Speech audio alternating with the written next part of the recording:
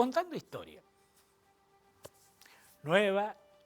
y siempre gracias, Lucía y sus guitarras. Me voy a tomar el atrevimiento, sin su autorización desde ya, pero son noticias que valen la pena difundir. Sé que viene ya una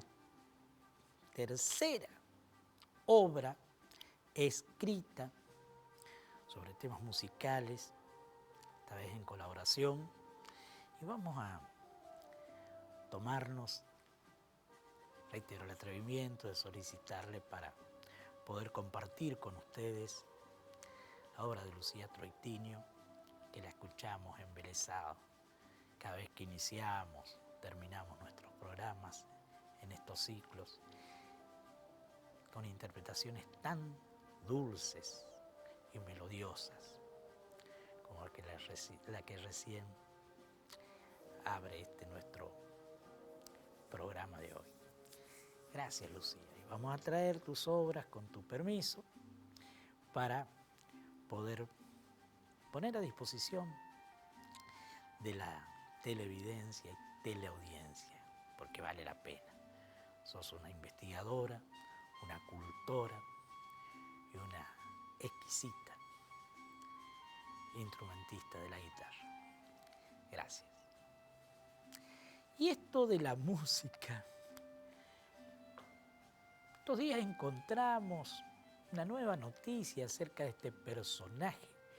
que varias veces lo citamos y lo pusimos en este conocimiento mutuo que es el Contando Historia, porque nos encontramos con ustedes en la calle, en las veredas, y siempre compartimos noticias de la historia.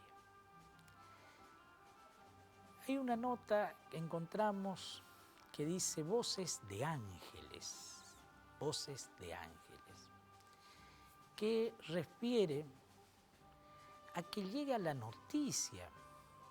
o llegan las noticias a Europa en el siglo XVI, acerca de que en las misiones, en ese entonces se hablaba de las 7 misiones, habían voces de ángeles. haciendo alusión a las comunidades Mbia Guaraní,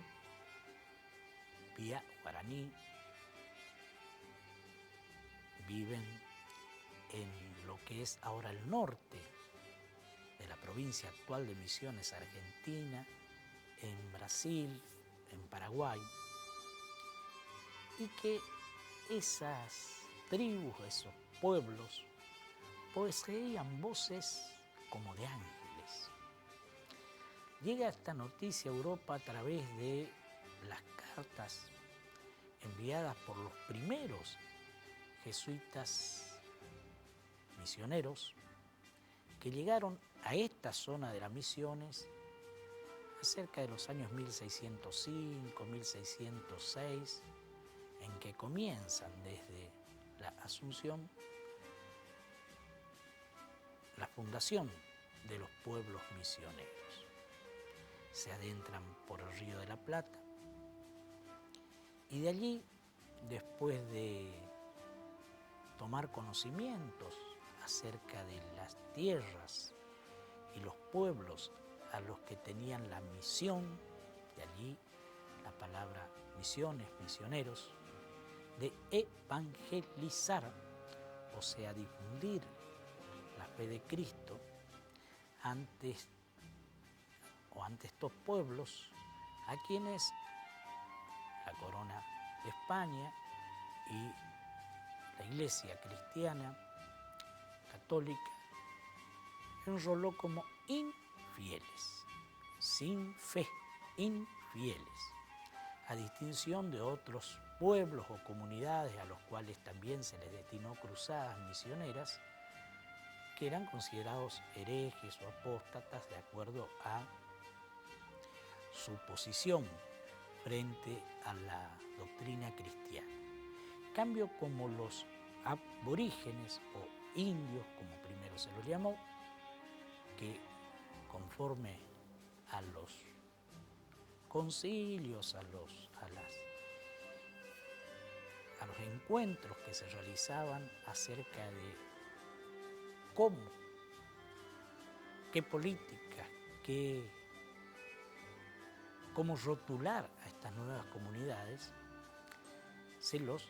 trató como infieles. Primero Colón los había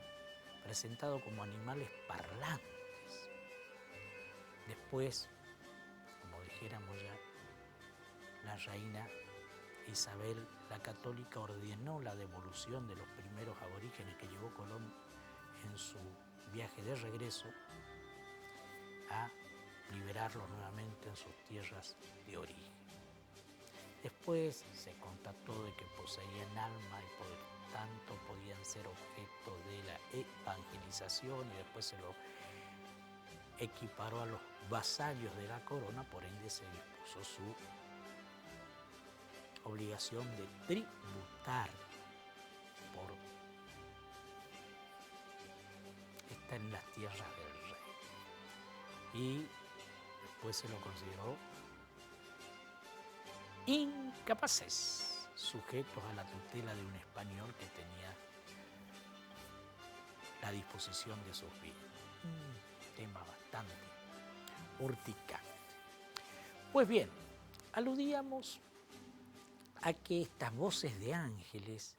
cuya referencia llega a Europa, despertó la inquietud de diversos misioneros jesuitas que solicitaron autorización a su general. Recordemos que la orden creada por San Ignacio de Loyola, la Compañía de Jesús, tenía una formación disciplinar muy rígida. Él era general español, había sufrido una lesión en su pierna que le imposibilitó caminar mucho tiempo y entonces allí abrevó en libros religiosos y de allí comenzó su prolífica y meteórica carrera como soldado de Cristo. Obtuvo la autorización para la creación de su reino, de su compañía, y al poco tiempo ya estaban distribuidos por todo el orbe conocido, con pocos soldados de Cristo. Admitidos por el Papa, creada la orden, se largaron a misionar la fe de Cristo. Y en ese orden totalmente de tipo castrense, todo era sumisión, verticalidad. De allí que varios de ellos, anoticiados de estas noticias de las voces de ángeles, solicitaron autorización a la orden para trasladarse a los 7 pueblos de las misiones en lo que es el territorio de las provincias de Corrientes, Misiones actual Argentina, las Misiones brasileñas y el Paraguay actual. Y entre ellos solicitó autorización don Antonio Sepp, que era originario del Tirol, esa zona limítrofe a los Alpes, y de allí vienen las tirolesas. Esto implicaba, una vez autorizada, el inicio del traslado en viajes a pie, pensemos, retrotraigámonos mentalmente y tratemos de, no sé si cabe, hacer esa transposición temporal, espacial. Las tropas romanas tenían como espacio de desplazamiento diario entre 20 y 30 kilómetros, lo que se consideraba aproximadamente entre las 15 millas romanas, 20 y 30 kilómetros de acuerdo a la sinuosidad y a la horizontalidad del terreno. Recordemos que los romanos fueron creando las vías a lo largo de todo el imperio, pero entre 15 leguas diariamente, millas, romanas se hacían el equivalente a 20, 30 kilómetros, que era el camino que adopta después también la Iglesia como término para llegar hasta Santiago de Compostela y en este caso a Cádiz, que era el puerto al cual se trasladaban los misioneros en este caso, o cualquiera que debía trasladarse a las Indias occidentales, lo que después sería América. Caminando 20, 30 kilómetros diarios con su bagaje, realmente cuesta transponerse mentalmente, imaginar estas caravanas de peregrinos, de romeros, de allí vienen las romerías, en esas rutas plagadas de peligro, no solamente los lobos, todo tipo de alimañas, ratas, sino el acecho de los siempre presentes hurtadores, ladrones y gavillas de asesinos que pululaban en los caminos de Europa. Llegados a Cádiz, comenzaba una travesía peor, como dice el paisano, porque de caminar esas 20, 30 leguas sobre tierra firme, se embarcaban en travesías que en el caso de Cádiz a Buenos Aires iban hasta 4 meses de tiempo en llevar o en llegar desde Cádiz, España, hasta el puerto de Santa María del Buen Aire, pongámosle con mucha benevolencia, Santa María del Puerto del Buen Aire. Y esa travesía estaba plagada de momentos aciagos para los que hacían esta ruta atlántica, presas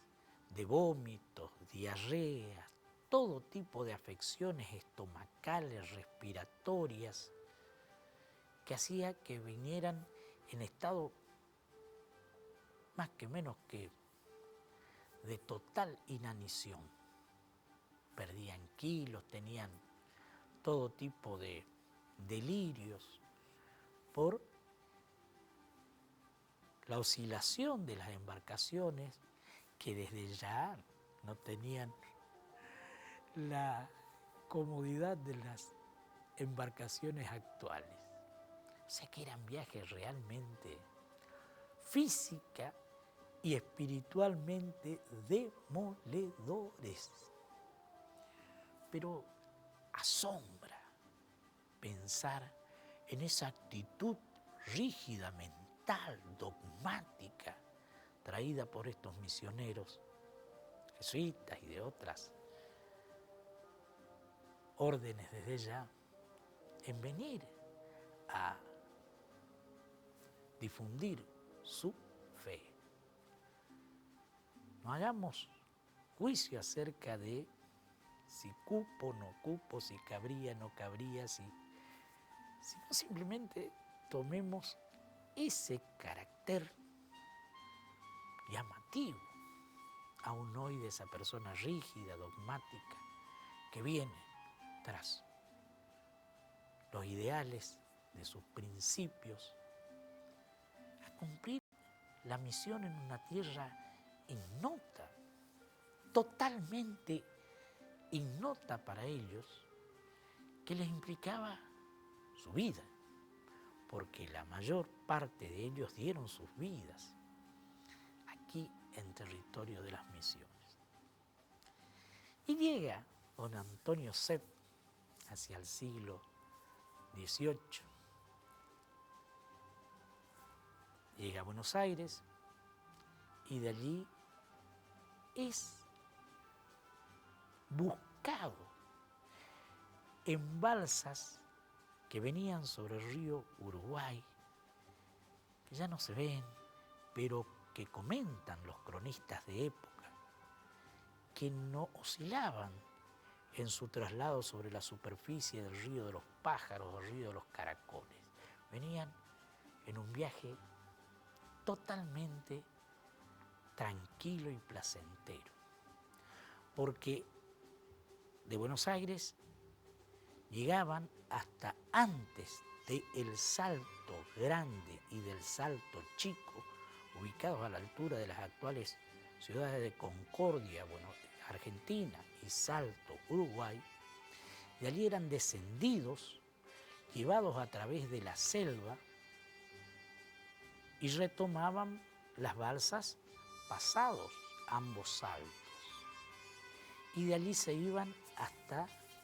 la capital de la Paraguaya, y una ciudad que en ese entonces era una de las mayores de lo que es hoy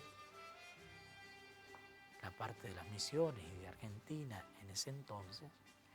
Nuestra Señora de los Reyes Magos del Yapeyú. Nuestra Señora de los Reyes Magos del Yapeyú. Porque era el centro de concentración de quienes venían desde Europa y desde el puerto de Buenos Aires, o a través del puerto de Buenos Aires o de Santa Fe, y a su vez los que descendían de todas las misiones hacia el norte, que estaban ubicadas entre las extensiones de los ríos Uruguay, Paraná e Iguazú al norte. Todos esos territorios concluían en Yapeyú, que por su magnífica tierra era una estancia de ganado, a su vez, donde se organizaba y se proveía del alimento vacuno para el resto de los pueblos misioneros. Y en esas balsitas llegó Antonio Cep a Yapeyú. Y en Yapeyú establece ese taller de luthiers, enseñando el arte de construir los instrumentos musicales para el uso en los 30 pueblos misioneros que finalmente se dispusieron en esta comarca que aludíamos. Cada pueblo misionero tenía en su iglesia, que era el centro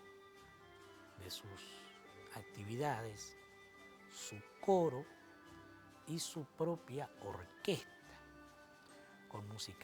con instrumentos de viento, instrumentos de percusión e instrumentos de cuerda, arpas, teclados, realmente que están minuciosamente estudiados en diversas obras que tratan acerca de la música en las misiones. Después vamos a traer para dar lectura y compartir realmente estos datos que son totalmente atractivos. Y don Antonio Sepp fue uno de los artífices de la introducción del arpa, que desde Yapeyú se interna en el territorio de las misiones, llegando a caracterizar a el Paraguay actual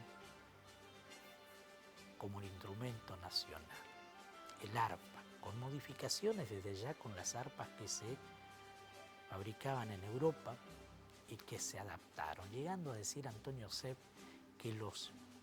indios guaraníes fabricaban tanto o mejor que los europeos los instrumentos musicales. Y este Antonio Sepp, que vino atraído por esas noticias acerca de las voces de los ángeles, pero que estaban ubicadas al norte de las misiones, no obtuvo la aprobación de sus superiores para adentrarse a conocer estas voces de ángeles de los guaraníes Mbiá que habitaban más al norte.